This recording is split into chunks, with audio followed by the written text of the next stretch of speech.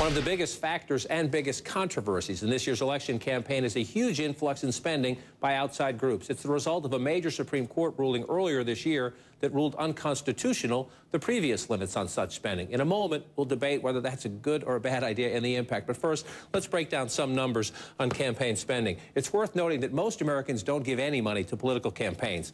$200 or more in contributions this year, 0.21%. Less than 1% of Americans have given even $200 or a little bit more to campaigns. Of course, some people have given more than $2,300, but it is such a small number, it is statistically insignificant. Worth remembering as we continue the conversation. Let's take a closer look at ad spending so far in this campaign. This is as of today. Outside groups, TV ad spending, more than $113 million. The Republican and the Democratic parties combined, about $825 million. Now, that's of today.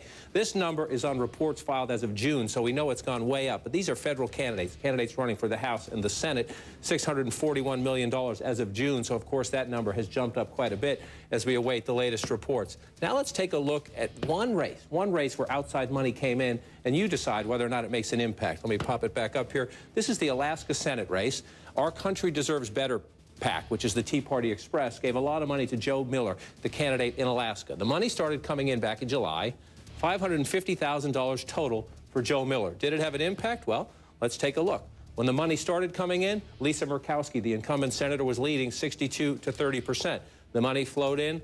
On primary day, Joe Miller won that race 51-49. Pretty easy to make the case there that outside spending helped his campaign because it dwarfed his other spending. Now, with me now to have this debate, Tim Phillips. He's the president of Americans for Prosperity, one of the groups taking advantage of those rules, and Bill Allison, editorial director of the Sunlight Foundation, who doesn't like them. Simple question off the top. We have seen the impact of this money. Why is it a bad idea? Court says let it in. I think, well, one of the biggest problems is we don't know where the money is coming from. If you go back to 2004, 2006, 2008, Public Citizen just released a report saying that we knew where more than half, upwards of 90% of the money was coming from for these independent ads. Now we're down to 32% that we're aware of. And as the spending continues to come in, you have all kinds of ads run by all kinds of different groups for all kinds of different reasons without the voters being able to determine who is behind the ad. And I think that's a really important thing to establish, is that where the money is anonymous, you can't tell who's paying for the ads. Is that not a fair point? Should the American people have the right to know? The court says you can spend all you want. Should the American people have a right to know who's trying to influence my vote for Senate, my vote for Congress? Where's all this money coming from? On the left, the public employee unions like SEIU, AFSCME, they spend hundreds of millions of dollars. They don't disclose their donors. They don't have to.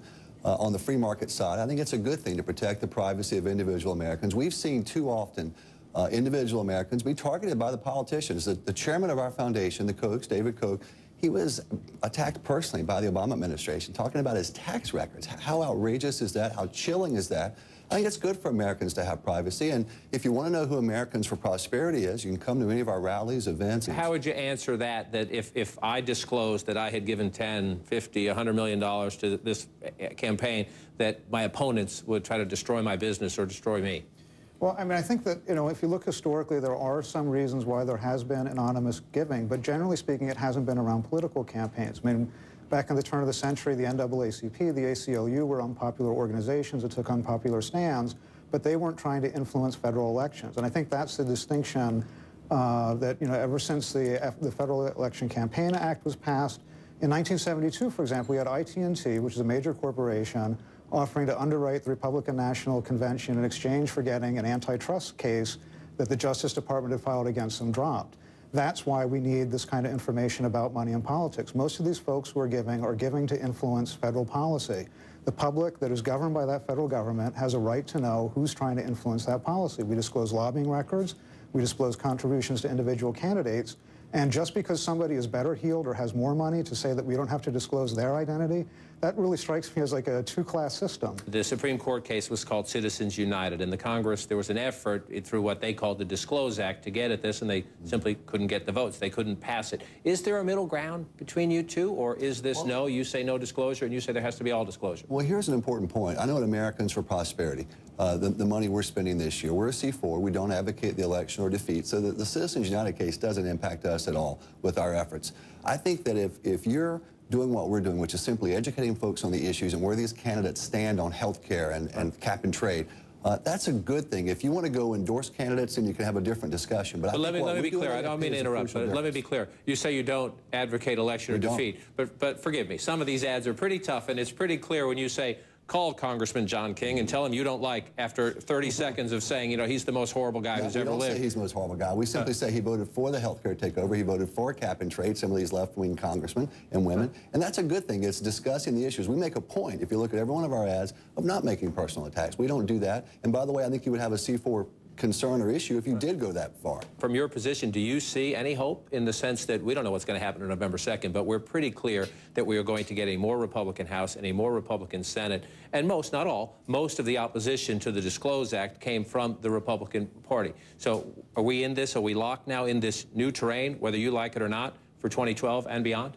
That's the frightening thing. I mean, the Disclose Act did not pass, is unlikely to before the election. And even if it were, the FEC, the Federal Election Commission, which is responsible for reporting this information, would not be up and running to do it. And yeah, there's a real possibility we'll flow into 2012 where there's a whole lot more money than there will be in the midterms, with all kinds of groups running all kinds of ads. And if you think about presidential politics, whether it's the Daisy ad from the Barry Goldwater, the Lyndon Johnson campaign ran against Barry Goldwater, all the way up through Michael Dukakis and Willie Horton, John Kerry and the Swift boat vets. I mean, a negative ad can really define a candidate, and not to know who's paying for it or who's behind it really diminishes the ability of voters to assess that ad and to understand that ad and to understand the people behind that ad who are sponsoring it. Major debate in the campaign. Gentlemen, I appreciate your time today. We'll continue the conversation because the debate won't end. I suspect it will carry on into the next campaign. And when we come back,